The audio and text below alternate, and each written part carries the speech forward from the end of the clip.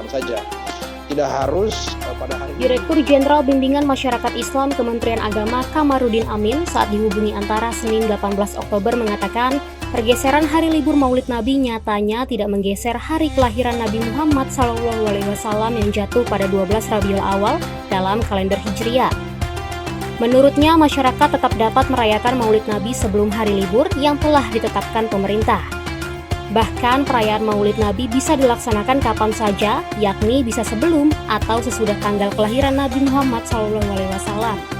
Perayaan Maulid itu kan bisa dilaksanakan kapan saja. Tidak harus pada hari libur ya. Juga tidak harus pada tanggal 12 Rabiul Awal, bisa sebelumnya, bisa sesudahnya.